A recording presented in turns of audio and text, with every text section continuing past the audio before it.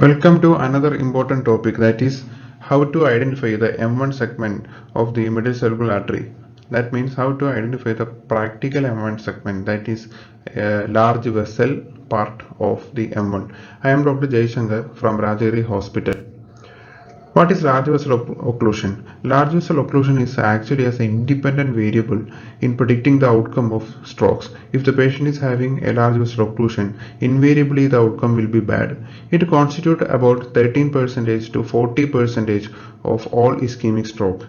And we all know that endovascular therapy is the gold standard treatment for the all large vessel occlusions. Now, what is large vessel occlusion? Large vessel occlusion is actually occlusion of internal carotid artery, first part of MCA, that is M1, as well as basilar artery. These are the traditional arteries taken as large vessel occlusion.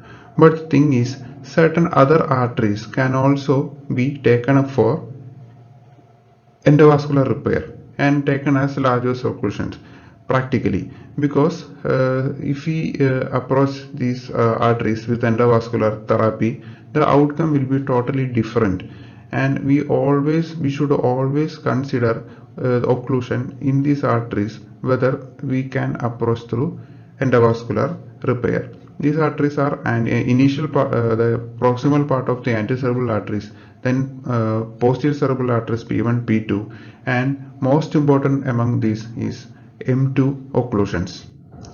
Then what is M2 occlusion? This is the topic proper. It is a large M2 occlusion means an early division with a smaller branch and a larger branch, and we will be having an occlusion in the larger branch. So as per the textbook anatomy, it will be an M2 occlusion, but practically it is almost consistent with M1 occlusion, and the treatment will be just like any large vessel occlusion, and the patient will hugely benefit from endovascular repair. And we can see in this picture, here there is a small M1 and there is a division of MCA into superior and inferior division. But the thing is, it is not always in like this. The patient may be having a large M1 and a smaller branch, and if there is occlusion in the larger branch, the CT report will be M2 occlusion, but the patient can have a large vessel, clinically a large vessel occlusion, and treatment wise the treatment will be same as large vessel. For that, we have to know the different configuration of M1. If we see, this is the usual course. That means M1 will be up to the Sylvian fissure. Then there is an upward turn of superior and inferior M2 divisions. This is the classical configuration. But the thing is, we can have different types of dominance also. Codominance means these two branches, superior and inferior division, will be same in caliber and both will be of medium size.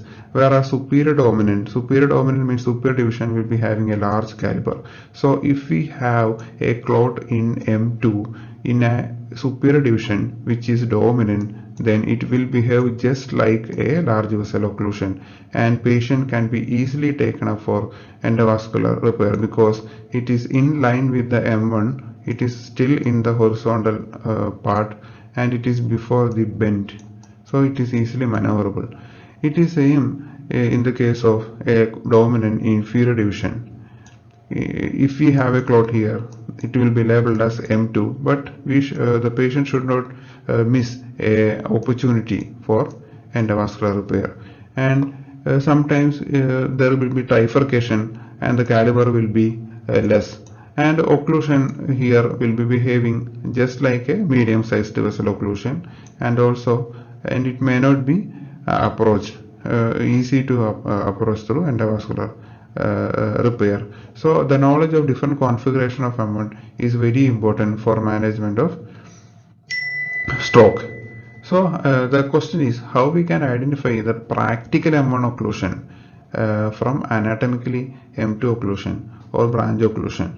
So if you find a patient with severe neurological deficit and M2 branch occlusion, always go through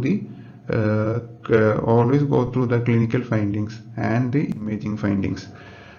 So this is a MCA. From this point to this point is the M1, and so many lenticular-striate arteries will be arising, and also we will be having a anterior temporal branch which is coming like this, and after this point, M2 superior division and inferior division.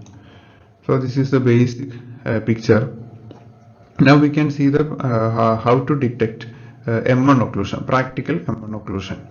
First, you see the source imaging. Whenever you take a CT angiogram or M angiogram, the initial imaging will be a source imaging. That will be appearing in the screen initially. Then you have to move on to go through the multiplanar reformats as well as maximum intensity projection. Then always make use of coronal reformats to assess the M2 occlusion. So this is the source imaging. This type of try to get maximum information from the source imaging, and we can see it is looking like a fragmented M1. So always go through each sections of source imaging and try to find maximum data from the imaging. Then we can make use of maximum intensity projection. Maximum intensity projection, by comparing, it is the same imaging of the same patient and the same cuts. The source imaging will be looking like this, and MIP imaging will be looking like this. So using MIP imaging, we can easily trace the length of M1, and you can easily trace the caliber of M1, whether it is tortuous or not, and we can find the M2 branch which is having a large caliber. And now move on to see the coronal reformats. Here we can see the M1 is comparatively small than the left side. But here this may be the anterior temporal and this may be another branch. So sometimes this area will be branded as M2, and if you take this as M2, from this point it will be taken as M2. So always don't rely truly on the report. Always see the imaging. In this imaging, in this coronal reformats, we can always see the upward turn of the M1, and any occlusion before this upward turn can be approached with endovascular therapy. Now always make use of the location of anterior temporal artery. This is the anterior temporal artery. Anterior temporal artery is the first main branch of M1, and it should not be mixed with M2, because if we confuse anterior temporal artery with M2, all the occlusion which is beyond this will be taken as M2 occlusion. Here, if we have a thrombus here, it is in line with the horizontal segment and it is easily approachable through a endovascular for an endovascular therapy. So always make use of different sequences. That delayed phase CT angio may be used to trace the anterior temporal branch, and if you have confusion, always trace the artery, and if the artery is supplying the anterior temporal lobe alone, then it is anterior temporal artery. If the artery is going to supply another area, that is posterior part of temporal lobe or other part of the brain, then it will be an M2, not anterior temporal branch. Now what to do when we see an early bifurcation? When we see an early bifurcation, always make use of the knowledge about duplicated MCA, accessory MCA, etc., and always use the coronal images to assess early division. And we can, as I said, we can make use of multipoxic CT angiogram. And last and above all the other method, you can make use of your clinical skills, because a large vessel occlusion will be invariably having a higher NIHs. For example, a left-sided MCA stroke having a dense weakness as well as global aphasia will be invariably having a large vessel occlusion, even it is reported as M2 block. So if we have a patient with higher NIHs, always consider DSA to assess the feasibility for doing mechanical thrombectomy. So take home points will be try to clinically determine large vessel MCA stroke, and you should have a basic knowledge about the anatomical variants of MCA, and reviewing an angiogram can easily identify the potential candidates who may benefit from endovascular therapy. Thank you.